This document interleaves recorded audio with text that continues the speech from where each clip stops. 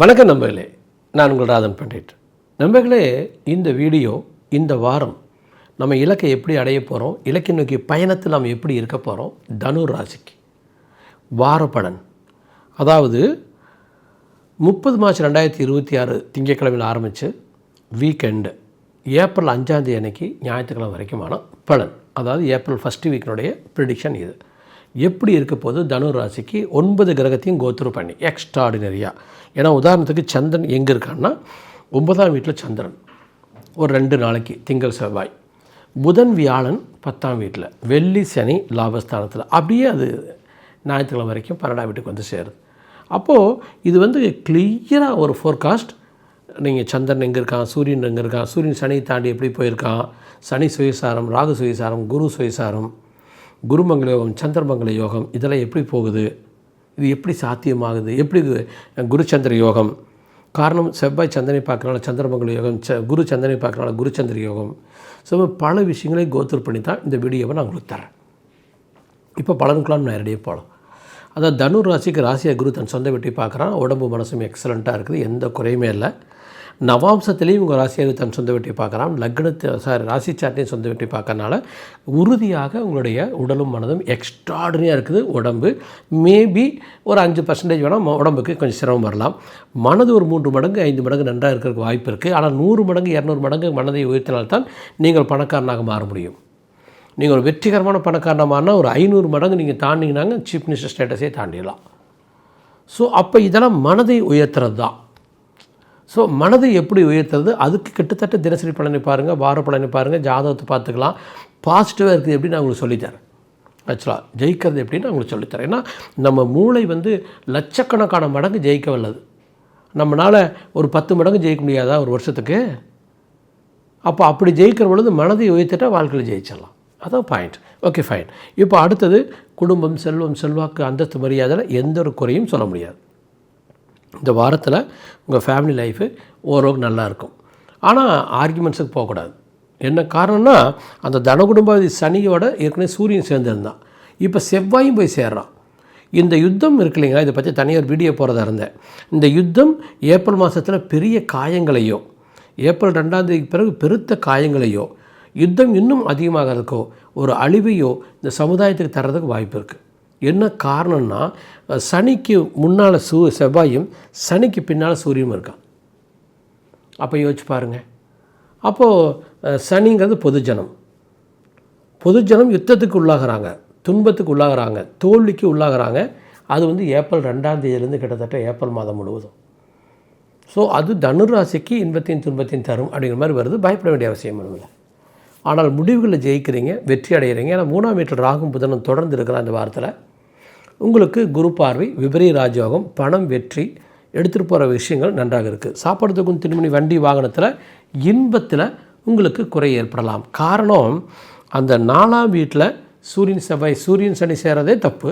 இப்போ செவ்வாயும் போய் சேர்றான். ஆதித்ய மங்கலம் ஜென்ரேட் ஆகாது. காரணம், செவ்வாய்க்கும் சூரியனுக்கு நடுமத்தில் சனி இருக்கான்.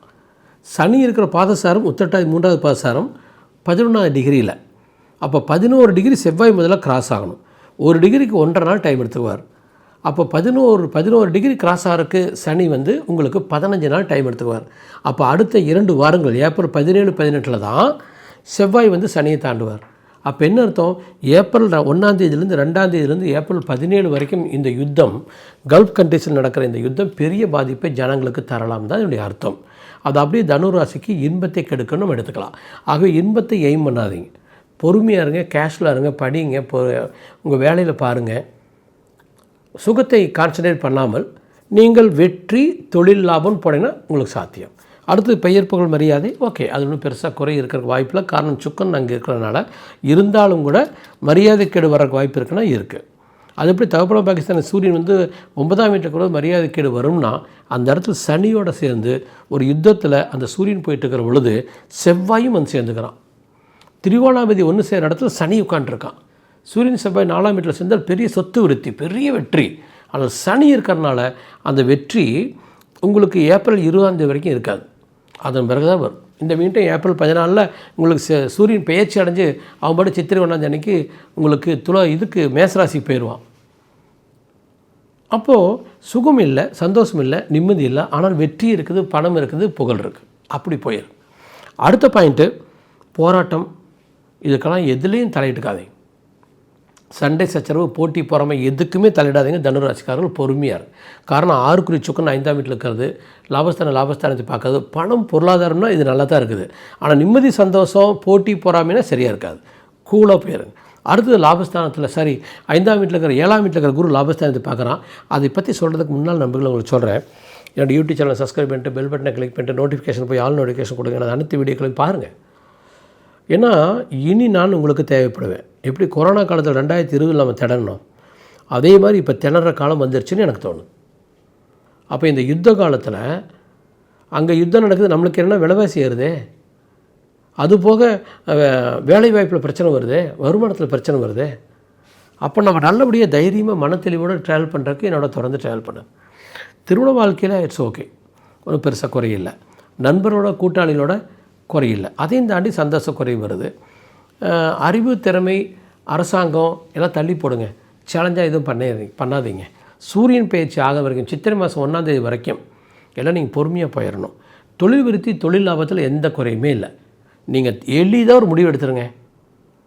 பணம் சம்பாதிக்கிறதுக்கு மட்டும் இந்த வாரத்தை வச்சுக்கோங்க. இந்த வாரத்தில் பணம் சம்பாதிக்கிறதுக்கான மீட்டிங்ஸு, வேலைக்கு போகிற இடத்துல கரெக்டாக இருக்கிறது, இதில் மட்டும் இருங்க. எப்படி பொருளாதாரத்தில் முன்னேறலான்னு பாருங்கள். உங்கள் மனதை எப்படி 5 மடங்கு உறுதிப்படுத்துறதுன்னு பாருங்கள். எப்படி 100 to 500 மடங்கு மனசை உறுதிப்படுத்துறதுன்னு பாருங்கள்.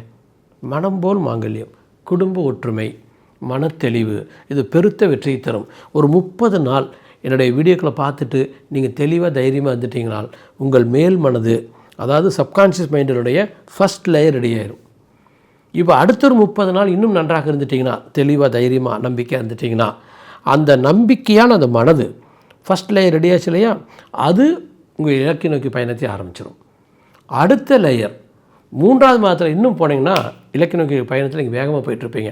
அப்போ 10 மடங்கு வெற்றி அடைய முடியும். நம்ம மூளைக்கு தான் நம்மளுக்கு ஒரு லட்சக்கணக்கான மடங்கு ஜெயிக்கிறதுக்கான அறிவு வழங்கப்பட்டிருக்கேன், திறமை வழங்கப்பட்டிருக்கேன். அதில் நம்மளால் ஒரு 10 மடங்கு 72 லட்சம் மடங்கு ஜெயிக்க முடியும்னா 10 மடங்கு ஜெயிக்க முடியாதா? ஸோ எக்ஸ்ட்ராடனரி, லட்சக்கணக்கான மடங்கு நல்ல வாழ்க்கை வாழ்கிறதுக்கான வாழ்க்கை நமக்கு வழங்கப்பட்டிருக்கு. நாமளாக புலம்பிக்கிட்டு நாமளாக நம்ம மனசுக்கு எடுத்துக்கிறோம். நம்ம ஆழ்மனதை தொந்தரவு பண்ணால் விட்டாலே ஜெயிச்சிரும். பல முட்டாள்கள் பணக்காரனாக இருக்கான், அவன் ஆழ்மனதை தொந்தரவு பண்ணுறதில்ல, சந்தேகப்படுறதில்ல. பல புத்திசாலிகள் அந்த முட்டாள்கிட்ட வேலை செய்கிறான். காரணம் அவன் சந்தேகப்பட்டே இருப்பான், பயப்படுவான், எதுக்கு வம்பு அப்படின்னு நினைப்பான். அப்போ அவன் ஒரே இடத்துல நின்றுறான். ஆனால் அவன் எதை பற்றியும் பயம் இல்லாமல் முன்னால் போகிறவன் ஜெயிச்சிட்றான். அந்த பயத்தை என்னால் உங்கள்கிட்ட தூக்க முடியும். என்னால் உங்களை 10 மடங்கு ஜெயிக்க வைக்க முடியும் இந்த வருடத்தில். அடுத்த வருடத்தில் 50 to 100 மடங்கு 100 வருட வாழ்க்கையை நம்ம அடைய முடியும். அப்போது ஒரு சில போர், பிரச்சனைகள், பின்விளைவுகள், இந்த செயலில் நாம் வெற்றி. எப்படி கொரோனா டைமில் பியூட்டிஃபுல்லாக மீண்டு வந்தோமோ அதே மாதிரி அன்னைக்கு உயிருக்கு பயந்தோம், இன்றைக்கி பணத்துக்கு பயப்படுறோம். பல வீடியோக்கள் போய் பாருங்கள். போன முறை வந்தது கேதுங்கிற கிருமினால் வந்த பிரச்சனை. இந்த ட்ரிப் வர்றது ராகுங்கிற பொருளாதார சிக்கல், பண கஷ்டம், உடல் கஷ்டம், இந்த மாதிரி பௌதிக கஷ்டங்கள் இப்போ நமக்கு வரப்போகிறது.